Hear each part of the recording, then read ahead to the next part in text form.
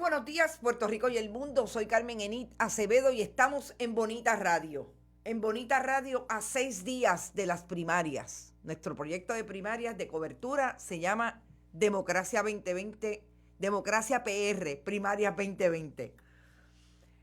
Son las 8 de la mañana y estamos por segunda vez en menos de 16 horas aquí con ustedes. Anoche hicimos lo que yo entiendo fue un buen ejercicio de iniciar la cobertura especial que tendrá Bonita Radio para las primarias. Eso en el contexto de que vamos a discutir los temas hasta donde podamos llegar, que nos parecen más importantes que tiene que tener en mente la electora cuando vayan a esa primaria el próximo 9 de agosto.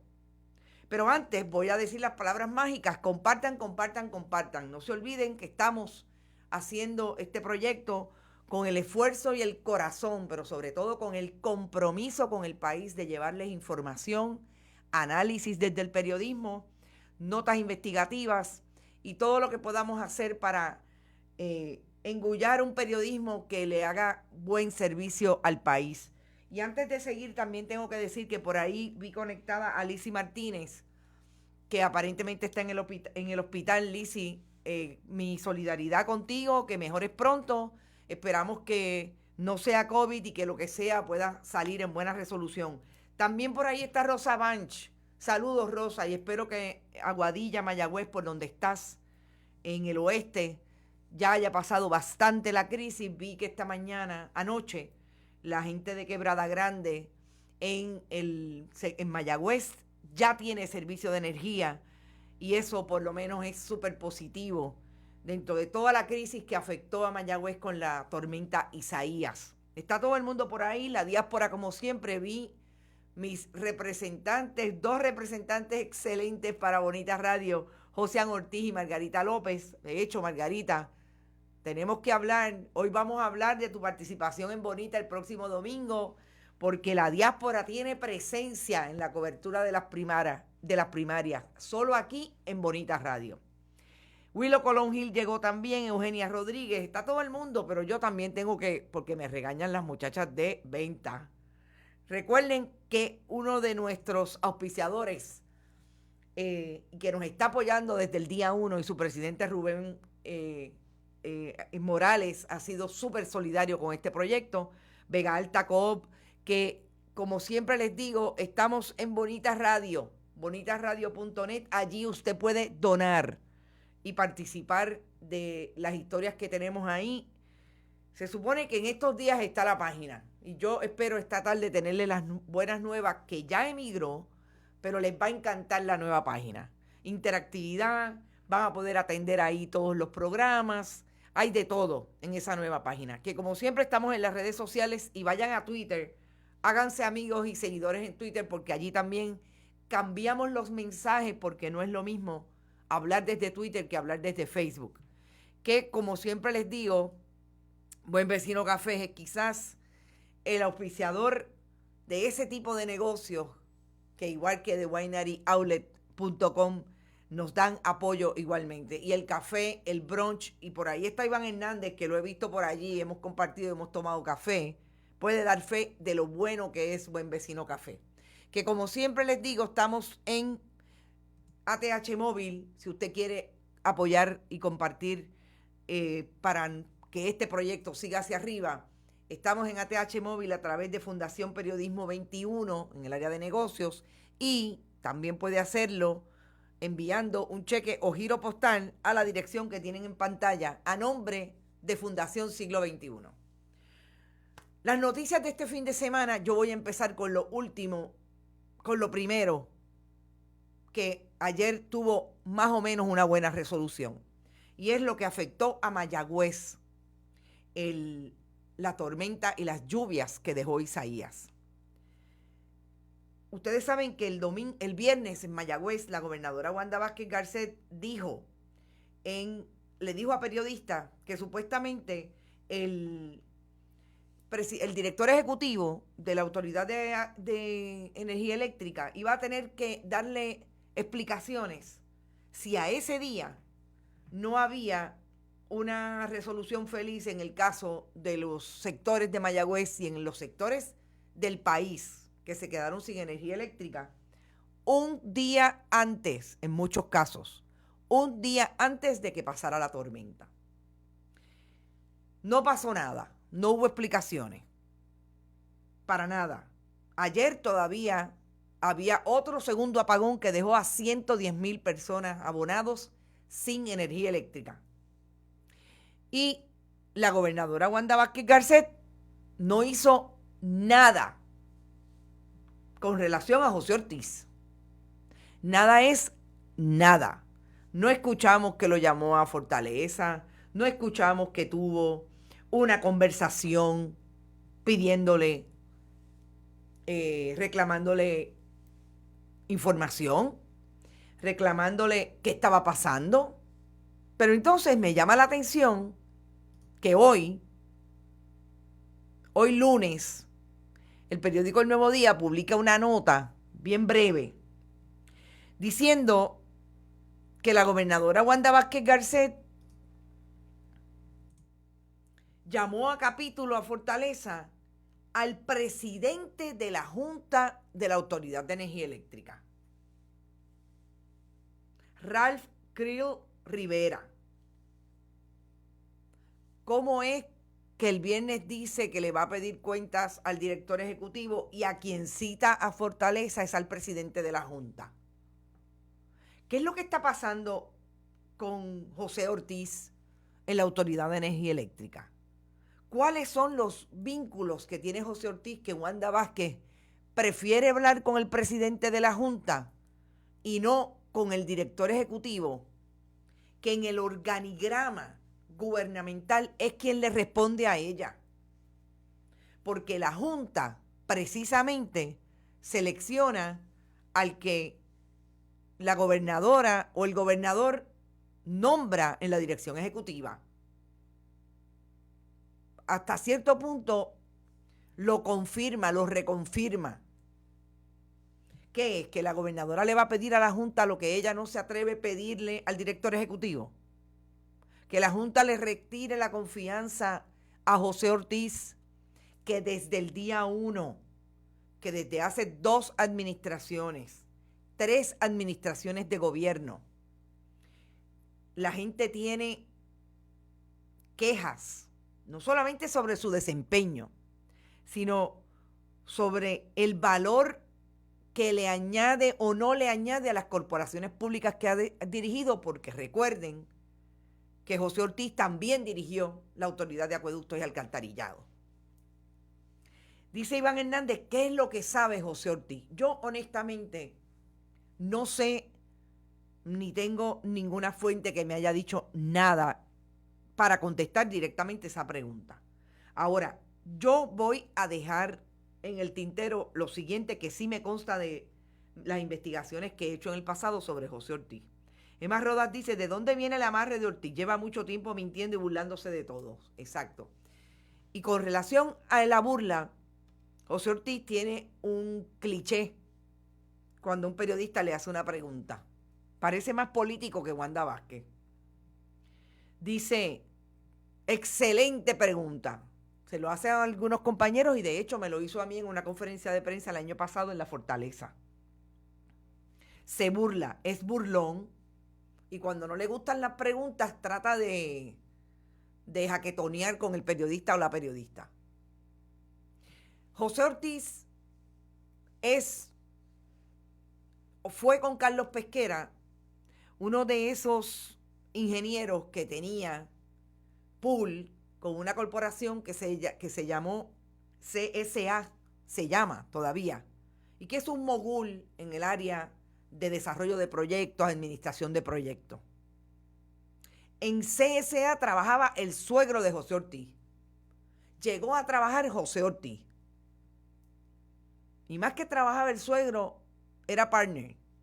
Estaba bastante arriba. Y José Ortiz, en el momento de la administración de Luis Fortuño, esa corporación administró los fondos ARRA. Y ustedes saben lo que pasó con los fondos ARRA. Pero en aquel momento también se llamaba la atención que tanto Ortiz como Carlos Pesquera eran los que más le conseguían dinero al Partido Nuevo Progresista a través de esas grandes corporaciones. ¿Eso será lo que está pasando hoy con José Ortiz? Es una pregunta que lanzo, porque ni la gobernadora de Puerto Rico, por orden sucesoral, Wanda Vázquez Garcet, ni José Ortiz, sus personas de prensa, le contestan llamadas a Bonitas Radio. Pero me encantaría que contestaran la pregunta.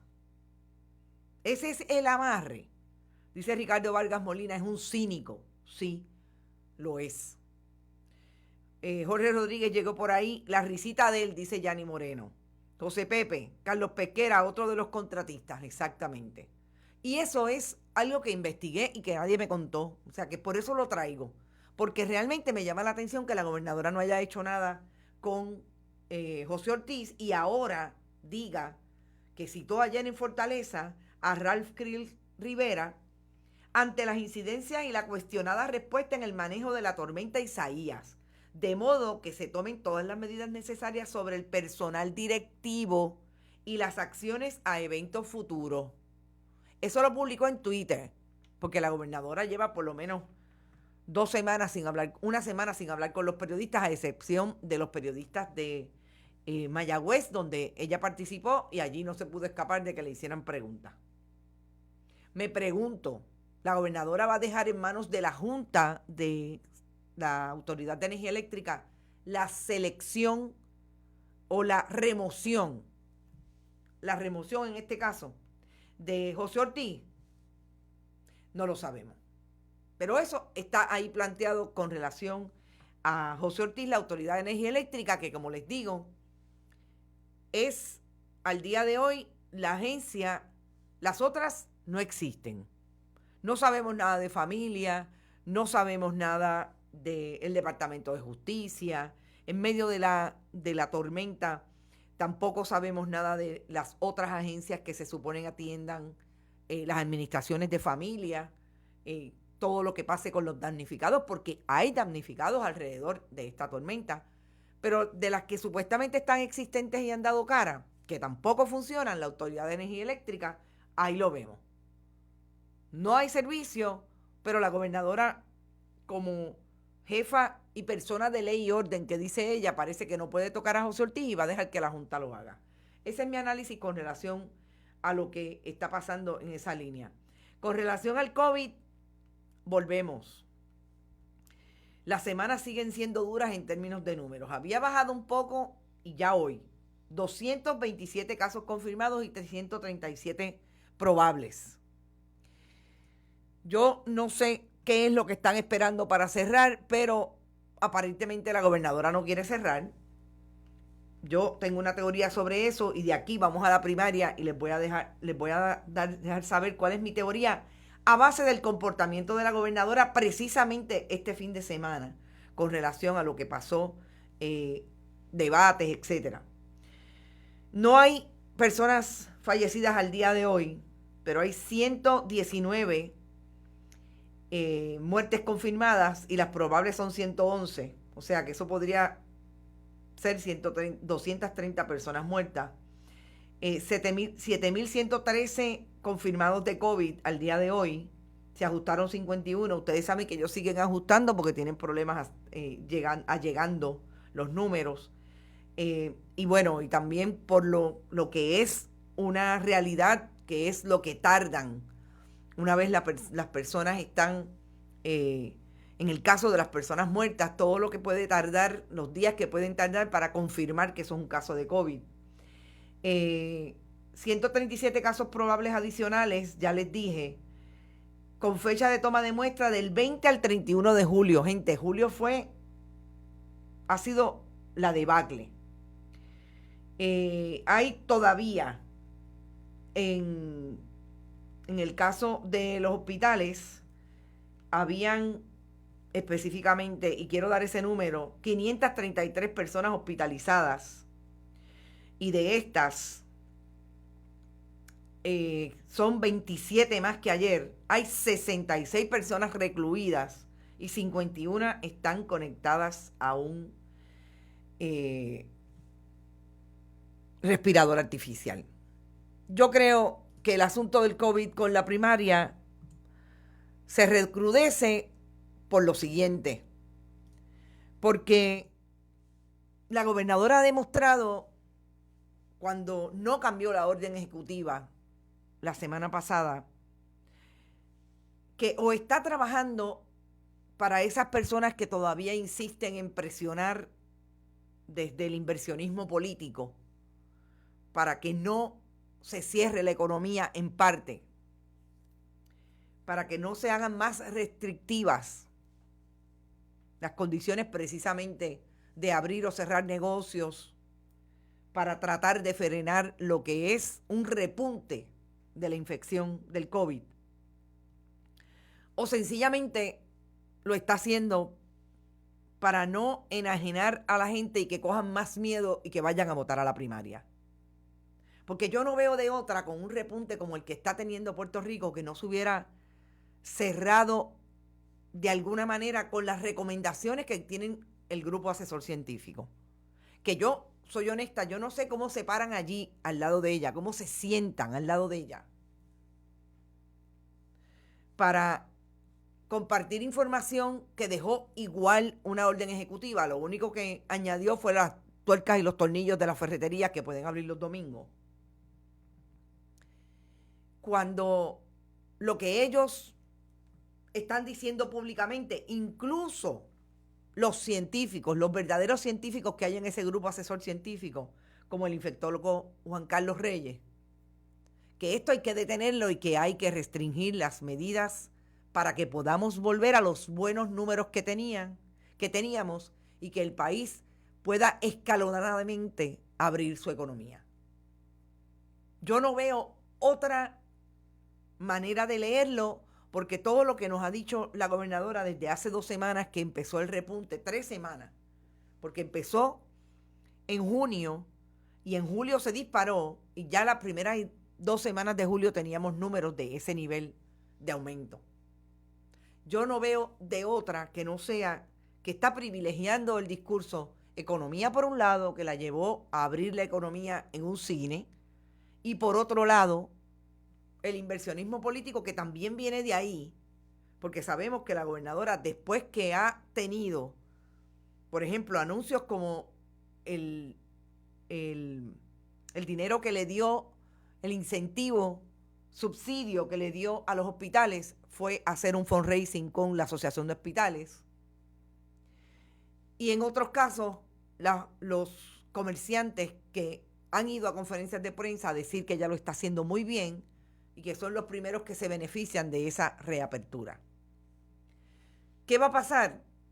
No lo sabemos. Al día de hoy lo que tenemos bien claro es que nos tenemos que proteger, que tenemos que mantener el nivel de control que teníamos antes y que no nos llevó a lo que tenemos hoy.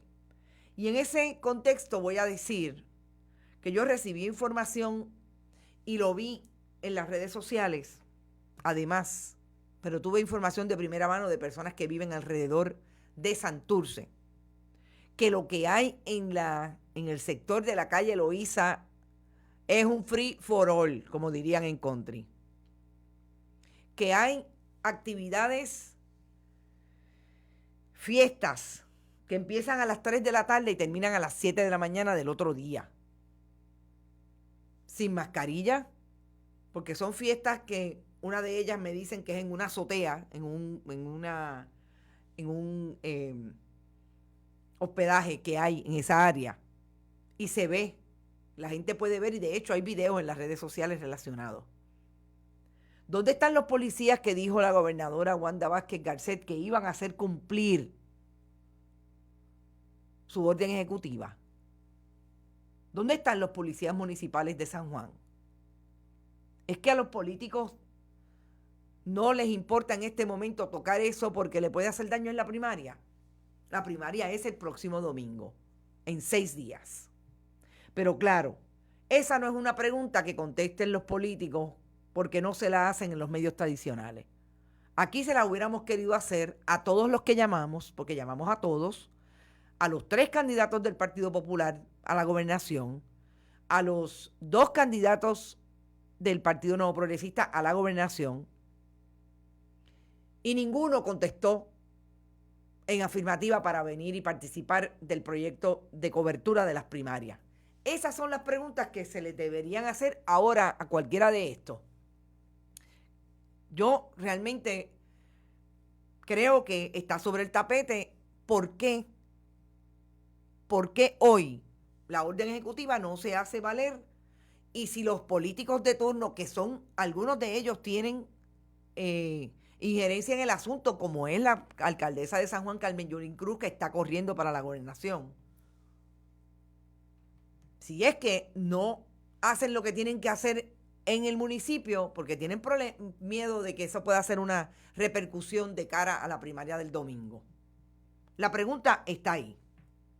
Denise Debord, algo que no entiendo es por qué cierran playas, lugar amplio con aire fluyendo, versus no cerrar los centros comerciales. ¿Los Fonalledas le estarán donando a la campaña? Bueno, esa es una pregunta legítima. Gracias, amiga, y saludos, que no te había saludado.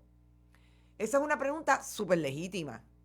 ¿Cómo es posible que un centro comercial cerrado, donde el aire está ahí, sea privilegiado versus la playa? Ah, bueno, porque la playa no paga no solamente donaciones político-partidistas, la playa, el balneario, no le deja dividendos a los políticos. O sea, de eso es lo que estamos hablando. Vuelvo y lanzo la pregunta. Eddie F. González está por ahí también. Perdonen mi insistencia. Margarita dice, perdonen mi insistencia. A pesar de que cerraron Puerto Rico antes de que Estados Unidos, hoy la problemática de Wanda con el COVID es idéntica a la de Trump. Ambos prefieren poner en riesgo a la población que por tener elecciones a su favor. Esa es mi pregunta. Y si me están escuchando y me quieren contestar en un mensaje de texto, algunos de los miembros de la campaña de la gobernadora o de los oficiales públicos que paga la chequera del pueblo de Puerto Rico en la fortaleza, me encantaría que me contestaran. Es que están haciendo copycat de la estrategia de campaña de Donald Trump. ¿Dónde está Jennifer González? ¿Dónde está Jennifer González, que dice por un lado que la gobernadora tiene responsabilidad de que no haya venido o que se haya ido el servicio de energía y no haya venido con la prontitud que ellos decían que iba a venir, hablando del COVID, hablando de lo que no está haciendo el Departamento de Salud de Puerto Rico, de lo que no está haciendo ella como funcionaria electa de Puerto Rico para atender una situación de salud pública? ¿O es que de lo único que ella puede hablar es de los chavos que supuestamente llegan y no llegan? Otra pregunta. Roberto Vizcarrondo, saludos amigos, tantos años. Ni Wanda ni Yulín no quieren perder votos en la primaria, dice Cintia Rosario. Néstor Tirado, saludos Néstor. Así es. Norberto Barreto Velázquez está por ahí también. Bueno, ese fue el asunto del COVID. Vamos a las primarias y lo que pasó este fin de semana. Este fin de semana, ayer, tan temprano como ayer, la gobernadora Wanda Vázquez no fue al debate que había anunciado que iba a ir. Vamos a decirle participación porque no es un debate. En el programa que hicieron en Guapa Televisión para los candidatos. Y ayer le tocaba el turno a los candidatos del Partido Nuevo Progresista. Wanda Vázquez Garcet y Pedro Pierluisi. No participó Wanda Vázquez y su director de campaña, Jorge Dávila, hace una alusión para responder por qué no fue, a que la gobernadora no va a ir a ningún sitio donde esté Leo Aldrich y Zoela Boy Alvarado. Para empezar, que me parece un error fundamental y hasta cierto punto una infantilización desde el poder. Porque así es como una responde, o una pudo haber respondido en la inmadurez de la niñez. Ah, no, yo no voy para allá porque fulanito está ahí. Así medio llorando y todo.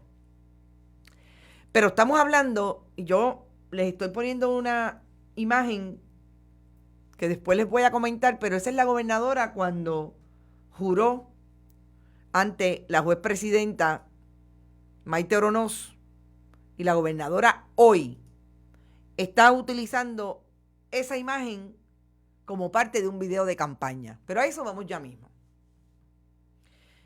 No ir a un programa donde va a encontrarse con dos abogados analistas. Me parece que es un error de fondo, pero dice mucho de a lo que la gobernadora no se quiere exponer, sobre todo con Zoela Boy Alvarado. Porque se supone que la gobernadora sepa que ella tiene que tener cuero duro. Cuero duro para en el debate, en la discusión pública, en la conversación, haya diferendos y que la gente o la persona que le entrevista, el periodista, el analista en ese caso, le diga y la confronte con situaciones relacionadas con su función pública. Y eso, nos guste o no, en este momento, esos medios tradicionales lo manejan desde esas figuras de analistas. Pero es que la gobernadora tampoco se quiere enfrentar a los periodistas bona fide que le queremos hacer preguntas sobre su función pública. Entonces me parece que es un subterfugio el que utiliza la campaña de la gobernadora, decir que no va a ir allí, no se presenta, porque no va a estar donde esté Zoela Boy. Y vamos a empezar con Zoela Boy. ¿Qué no le quiere contestar la gobernadora a Zoela Boy? Lo que Zoela Boy sabe de primera mano, porque ella fue su secretaria de la gobernación. Ella fue la persona que ella sacó de un escaño por acumulación en el Senado de Puerto Rico. Perdón, no es por acumulación, senadora por San Juan. ¿Cómo es que la gobernadora dice que no le va a contestar las preguntas o que no va a tener un intercambio con esa analista? ¿Por qué? ¿Porque no confía en ella? ¿O la que no confía en ella es Zoela Boy? Y la gobernadora no quiere tener ese tete a tete en un programa tradicional de un medio comercial. Un programa que se está haciendo en el contexto de las primarias, como lo está haciendo, con el estilo que lo está haciendo los medios tradicionales. ¿Por qué no quiere hablar con Leo Aldrich? Porque Leo Aldrich ha sido vocal con relación a vamos a decir, a las inconsistencias de la gobernadora entre la verdad y la mentira. Porque Leo Aldrich le ha señalado, sobre todo en el último caso del panel del fiscal especial independiente, el referido y la alegada evidencia que tenía la gobernadora de que el ex juez Rubén Vélez es un activista de la campaña de Pedro Pierluisi, y dijo que no se le podía creer nada a la gobernadora. Pero gobernadora, si es que no nos queda de otra de hacer ese análisis, porque todas las veces que usted dice tengo evidencia y la va a presentar, no la presenta. Y esta vez, antes era en el ejercicio de su defensa, que usted tiene todo el derecho de defenderse de lo que se le imputa en una conferencia de prensa. Cuando usted hizo 2 conferencias de prensa, una cuando el asunto de las pruebas rápidas y otra en el contexto del referido. Usted trajo una defensa como portavoz de su defensa e hizo un media tour. Pues tenemos que señalarlo así, porque es que realmente lo que usted dice que iba a evidenciar y que usted tenía evidencia de que el FEI era vengativo, no lo demostró. Entonces, no ir donde Leo Aldrich y donde Zoela Boy, que eran los que iban a estar ahí, amén de los periodistas. O sea, porque en ese programa iban a haber 2 periodistas, un colega de Noti1 y la compañera Yaritza Alvarado del Vocero. Y van a haber periodistas. O que lo que está pasando es, gobernadora, que usted no quiere enfrentarse a los que en efecto iban a hacer las preguntas de los colegas y el análisis que iban a hacer los analistas. Porque los dos analistas han sido vocales en cuestionar su función pública. Me parece un error fundamental, pero lo que más denota, primero, es que la gobernadora no está lista para discutir con argumentos. Y segundo, que la gobernadora, en palabras de Robert Baldwin, está floja de rodillas. Y para asumir una posición como la que usted asumió, en efecto, por el orden sucesoral, y que después le dice al país que usted quiere seguir electa como gobernadora de Puerto Rico, hay que tener rodillas y hay que tener babilla, como dirían en country. Realmente me parece que le falta a la institución de la gobernación estar huyendo de los lugares donde en efecto puede haber una confrontación, y lo que puede denotar, o lo que denota, es que usted no se siente, además de cómodas no nos sentimos en muchos sitios, pero tenemos que dar el frente, le tenemos que dar la cara al país. Nunca olvide, gobernadora, como decimos en Bonita Radio, los periodistas y las periodistas somos los interventores de ese país que no tiene cómo llegar a usted. Y no puede ser que ustedes quieran llegar a ser políticos ya son, funcionarios electos, solamente con un video que le diga que usted juró ante la jueza Maite Oronoz y que su maquinaria es el pueblo. Un mensaje acomodado, malísimo. Yo no sé dónde quedaron los buenos copies de política y publicidad en esta campaña, porque de verdad que los copies que he visto, y no lo digo yo nada más, vamos a hablar sobre eso ya hablamos sobre eso con la profesora colaboradora de Bonita Radio, crítica de medios, Silvia Álvarez Curvelo, y ya ella les dirá lo que piensa y ya podremos debatir un poco. Me parece que es parte de lo mismo. La gobernadora sí fue. Antes de eso, yo quiero comentar lo siguiente, porque esto es un anuncio de la gobernadora. Esta imagen que trae a la jueza Maite Oronoz cuando juró a la gobernadora el pasado mes de agosto, hace un año. En esta semana se cumple un año de que la gobernadora sucesoral Wanda Vázquez Garcet asumió el poder en Fortaleza. Esto es un anuncio de campaña política. Estamos hablando del Poder Judicial, representado en esa imagen por su jueza presidenta. Esto, si no es ilegal, que no lo sé, es antiético de su faz. Estamos hablando de una abogada ex secretaria del Departamento de Justicia que sabe lo que es convivir en un sistema republicano de gobierno, que sabe lo que es el respeto a las ramas. Se supone que lo sepa. Voy a aclarar.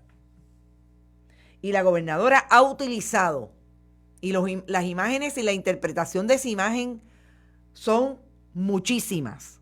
Ha utilizado la imagen de la persona que dirige la rama judicial, le guste a usted o no, es Maite Oronoz, la que dirige esa rama judicial, la que se supone que haya un respeto para no posicionarla en medio del lapachero de la campaña política.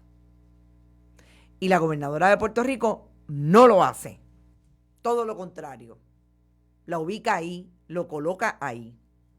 Pero ¿qué otras cosas representa Maite Oronoz que es posible que haya sido lo que esos que no tienen en la campaña política de la gobernadora ninguna capacidad de profundidad, de respeto a las instituciones, de respeto incluso al sistema democrático de gobierno, a lo que significa cada rama y por qué, cuál es su función dentro de ese sistema republicano de gobierno. Pueden estar utilizando lo que ellos reconocen como esos elementos comunes en las personas a que les van a hablar. Desvisten a Maite Oronoz de esa imagen de valor de lo que es la rama judicial en el sistema, para utilizarla como que la nombró un alcalde popular, un gobernador popular, como que es la primera persona en el mundo más público en Puerto Rico, como es ser jueza presidenta del Tribunal Supremo, que dice abiertamente que es una persona miembro de la comunidad LGBTIQ, que se casó con su pareja y que tiene 2 hijos. Todas esas lecturas están ahí en esa imagen, porque el país sabe y reconoce cómo fue que llegó al poder Maite Oronoz con todas esas identidades involucradas. Eso para mí es ser burdo. Pero además de ser burdo en el ejercicio de un copy de publicidad, quien tiene que aprobarlo es la gobernadora como candidata. Y inmiscuir a la rama judicial en el lapachero, insisto, de la política partidista hoy, es precisamente desvestirla de la poca credibilidad que le debe quedar a esa imagen de que la justicia es ciega. Porque allí en la rama judicial es donde se va a dirimir lo que es justo o es injusto, incluidos asuntos de la rama ejecutiva. Y eso sí que me parece nefasto de cara a las primarias. Eso me parece nefasto en cualquier orden, pero a 6 días de la primaria, hacer un anuncio que contenga esa imagen, la verdad es que yo me lo esperaba todo, pero todos los días me sorprenden con mucho más que todo de lo que son capaces para llegar al poder. Y de la primaria tenemos que decir que, como ustedes saben, nosotros ayer presentamos a las 8 de la noche lo que va a ser nuestra cobertura de la primaria. De 41, una alcaldía que tenía primarias en el Partido Nuevo Progresista, se bajaron 8, hay 33. Interesante. Y vamos directamente a lo que me parece que es importante que veamos de las primarias. Ayer hablamos de las que vamos a cubrir, entre las del Partido Popular, obviamente Toa Alta y Toa Baja. Toa Alta en el caso del Partido Popular, Toa Baja en términos del Partido Nuevo Progresista. Y además de eso, quería comentar algunas otras. A Turing, Marcos Turing Irizarry de Lajas lo van a retar en el Partido Popular. A Rincón también lo van a retar. Estamos hablando de Río Grande, de San Germán, de Trujillo Alto y de Barceloneta. El caso de Barceloneta es interesante porque tiene una alcaldesa que fue la vicealcaldesa del ex alcalde convicto, Sol, y se me olvida el nombre de Sol y perdónenme esa. Y es interesante que la vayan a retar porque es una de las alcaldesas del Partido Popular que resulta ser más sólida en el manejo de su municipio, a pesar de que en un principio podía haber tenido la mancha de que estuvo de vicealcaldesa de ese alcalde convicto precisamente por actos de corrupción. Pero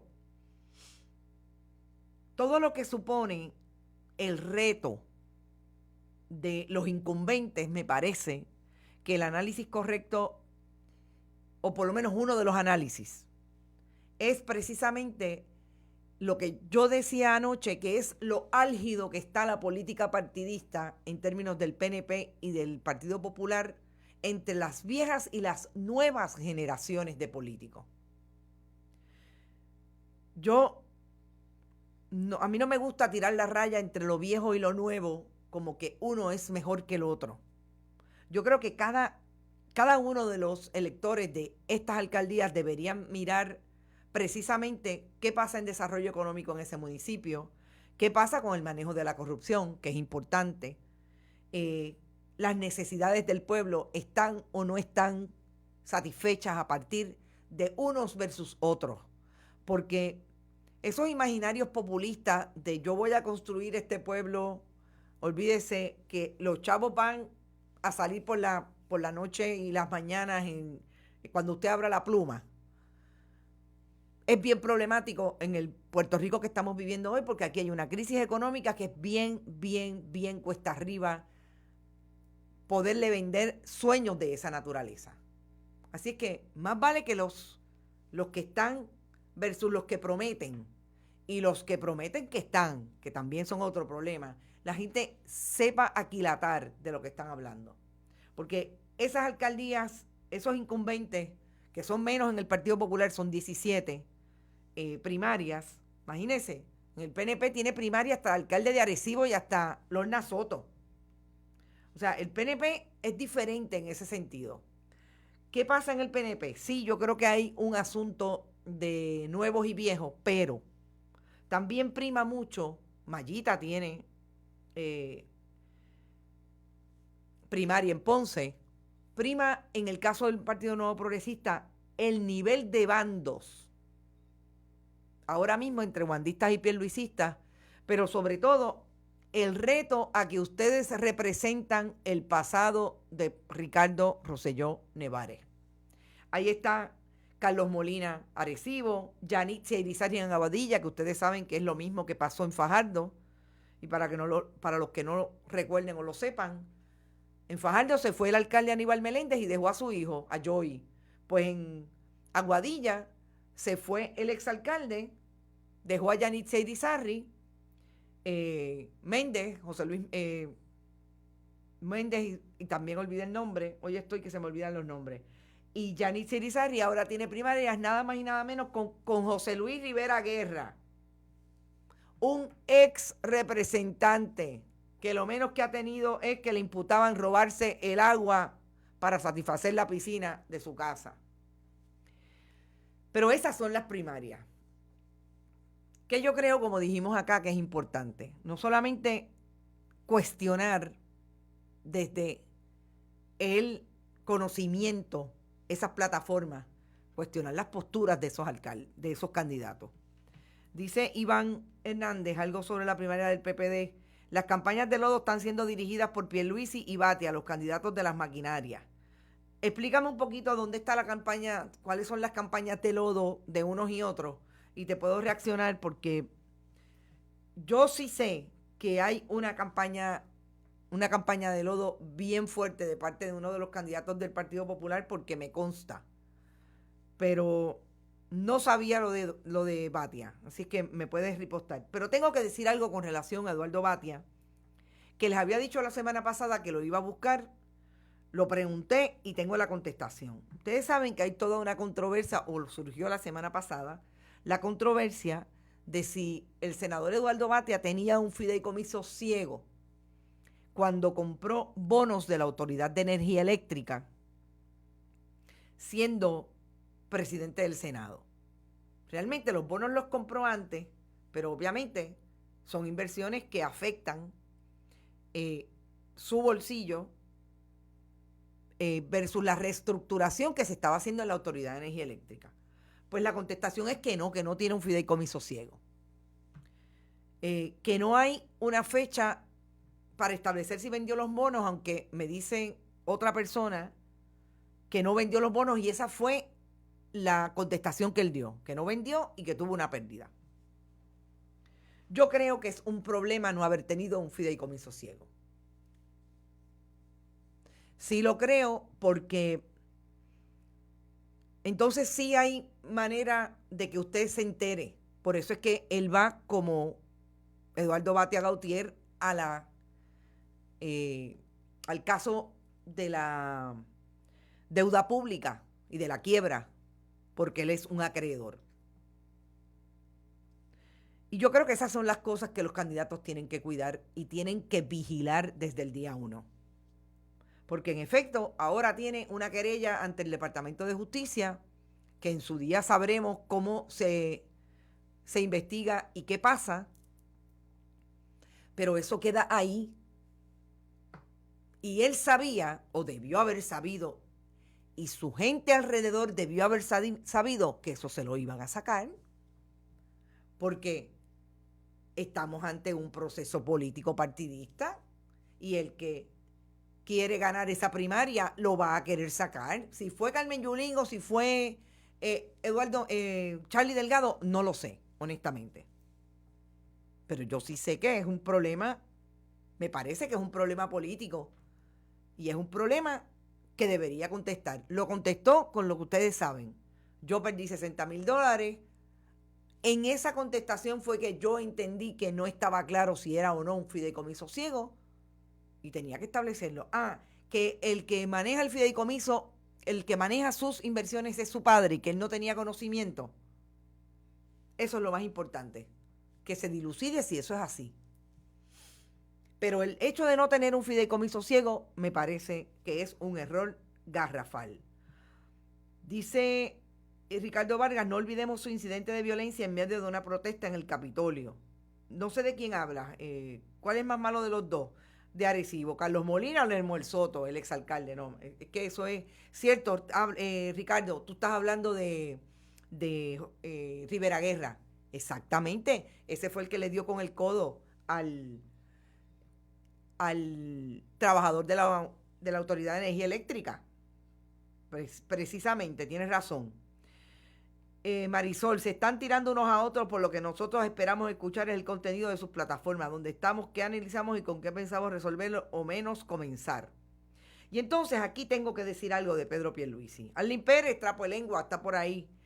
Sacaron supuestamente más de 50 señalamientos de la Contralor contra Charlie. No sé si es cierto, a Carmen Yulín no la menciona. Yo vi contra Charlie Delgado unos señalamientos del Contralor. No creo que hayan sido 50, digo, por lo menos yo no los he visto, pero sí habían señalamientos del Contralor, sobre todo con un asunto de una contratación de una sobrina. Wanda sufre con el pueblo, ¿no ven que se quedó sin luz también? Sí, claro. Otra contestación nefasta, pero ya la habíamos traído. Me tengo que ir, pero no me puedo ir sin decir lo siguiente, precisamente sobre las campañas. Dice Pedro Pierluisi, y voy a citarlo, que Puerto Rico ha cambiado. Lo cito. La gente quiere un gobierno honesto y que le responda. Y yo he escuchado ese reclamo. Mi experiencia en el servicio público y privado, la capacidad y la trayectoria que ofrezco y el compromiso de darle un gobierno que ejecute y que funcione hará que pueda devolverle al pueblo la confianza y credibilidad en su gobierno. Pedro Pierluisi Urrutia. El problema que tiene esa contestación es que hay que confrontarla con lo siguiente. ¿Por qué el país tiene que entender que usted es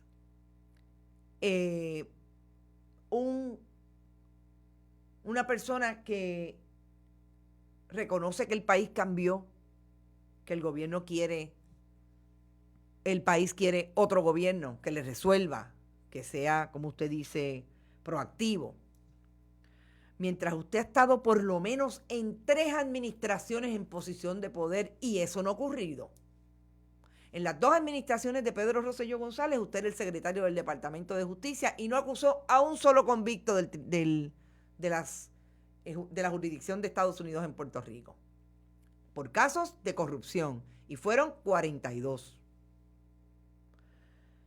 Cuando el gobernador Luis Fortuño estuvo en el poder 4 años entre el 2009 y el 2012, se aumentó la deuda en un 50% de lo que ya estaba.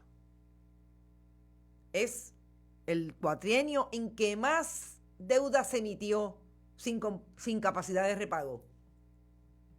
¿Dónde estaba su posición alertando al gobernador entonces de que eso no se debía hacer? Esas son las preguntas que tengo para esa aseveración que me parece que es parte de los discursos que se dicen, que se emiten sin ninguna reflexión de parte de quien entrevista o quien no entrevista o del analista. Y por eso las intermediaciones mediáticas en la construcción de la comunicación política en Puerto Rico y de opinión pública ya no existen, y por eso las tenemos que volver a traer, porque en un momento la tuvimos. Y de eso hablo definitivamente con Silvia Álvarez Curbelo, y no se pueden perder esa entrevista. Pero yo quiero ir a algo que está diciendo, bueno, Emma aquí, que quiero traerlo, porque Emma está hablando precisamente de la ficción jurídica que puede ser. Ok, Emma Roda. El fideicomiso ciego es una ficción jurídica, no es una realidad en cuanto al interés que pueda tener un político. Trump es el ejemplo más claro. Eso es una burla, todas las ficciones lo son. Ejemplo, la muralla china. Perfecto, Emma. Pero ahora me voy a poner al otro lado, porque estamos haciendo el análisis aquí. Puede ser una ficción jurídica, pero tú sabes lo que es no haberse protegido, detenerlo, por lo menos para decir, no, yo no brego con eso, solo brega mi administrador. ¿Tú sabes lo que es no tenerlo? Que ahora la gente se plantee si en efecto, cuando él fue, porque tenía que ir como acreedor, como parte de la deuda. Digo, todos los puertorriqueños lo somos, pero eso es otro cuento, después hablamos de eso. Por lo menos yo no tengo bonos del pueblo de Puerto Rico. Cuando me lo fueron a vender, mire, le dije, nah, yo he trabajado toda mi vida, precisamente descubriendo cómo los partidos políticos y cómo el poder político se ha robado hasta los clavos de la cruz del país. Voy yo a comprar y a poner mi fe en no. Y eso es un cuento que algún día se los hago. A eso es lo que me refiero, Emma. Por eso es que si antes era, como tú dices, una ficción jurídica, y el mejor ejemplo es Trump, y tienes toda la razón, comparto tu análisis, es no tenerlo es todavía peor. Y en ese sentido yo les debí esa contestación y se las tenía que dar. ¿Qué me dice? Carmen Mercado está por ahí. Saludos, Carmen. ¿Qué me decía del uso de FURA para llevar papeletas con un candidato? Díganme que el Partido Nuevo Progresista, y es verdad, le demos un último análisis con relación a la primaria. Oiga, la Comisión Estatal de Elecciones, que se constituye en su presidente el ex juez Dávila, pero que se constituye desde el Partido Nuevo Progresista, porque así es que funcionan, ha tenido que pedir disculpas por lo que pasó en el voto adelantado de ese partido, que fue el pasado sábado. A mí me llegaron, a Carmen Enid Acevedo, le llegaron números de diferentes fuentes que estaban circulando los miembros del Partido Nuevo Progresista, el liderato, que de hecho publicamos una de ellas, porque ya sea que lo estaban cogiendo a mano, pero no es posible, lo estaban haciendo con el sistema electrónico. Aquí llegaron a establecer cómo votó la gente y empezaron a correr bien temprano el sábado, después del mediodía, los números que supuestamente ponían a la gobernadora perdiendo. La Comisión Estatal de Elecciones, ante todo lo que ocurrió, hubo gente que no pudo votar, hubo gente que estuvo horas, personas de la avanzada en Guaynabo que estuvieron horas para tratar de votar. Y dice la comisión que ha tenido contratiempos en la administración del voto adelantado de las primarias local del PNP. No obstante, garantizaremos que todos los electores puedan ejercer su derecho al voto. La comisión aprobó mediante resolución que los electores que solicitaron el voto adelantado y no puedan ejercerlo hoy podrán votar el próximo 9 de agosto mediante un sistema de voto preferente. O sea, que ahora le van a dar, es que este país es increíble, las instituciones en este país están en el piso. Ahora le van a dar una fila de personas de la avanzada a los que no pudieron votar y que pidieron voto adelantado, pero van a tener que ir el 9 de agosto. ¿Usted se imagina lo que va a pasar allí? ¿Usted se imagina el revolú? Otro problema para desistir de ir a votar, que es lo que yo creo que va a pasar en la primaria. Emma dice, me dicen mis fuentes que en la zona central oeste eso fue un revolú y peor fue la solución que le dieron a los que no pudieron votar. Exactamente, de eso estamos hablando. Pero entonces, también tengo que decir, recuerden que aquí hay un problema entre Edwin Mundo, que dirige el asunto electoral, de Wanda Vázquez Garcet, de Pedro Pierluisi, y Tomás Rivera Chats, que supuestamente es el macaracachimba de el asunto electoral del lado de Wanda Vázquez Garcet. ¿Qué pasó? Pues mire, lo que pasó fue que ahora el PNP dice que va a corregir las deficiencias, porque recuerden que ahí hay una nueva comisionada electoral. Imagínense que están estableciendo claramente que el PNP va a corregir las deficiencias. Funcionarios en los roles vitales que no hicieron su trabajo, la tardanza en comenzar a llenar los maletines, lo cual atrasó su acarreo, la falta de materiales y el no hacer pruebas con las máquinas de escrutinio electrónico y las papeletas fueron los principales problemas que marcaron el inicio de las primarias locales del Partido Nuevo Progresista. Pero ¿qué dice Lolin? Vamos a ver qué dice Lolin, porque esta sí que es genial. La comisionada electoral del PNP, María Dolores Lolin Santiago, aseguró que esas deficiencias se corregirán para que no vuelvan a ocurrir en el evento principal de las primarias el 9 de agosto. Voy a tener una reunión con el equipo de trabajo y vamos a hacer una evaluación de todo lo que sucedió para corregirlo. El embalaje de maletines no lo tengo que corregir porque lo va a hacer otra persona.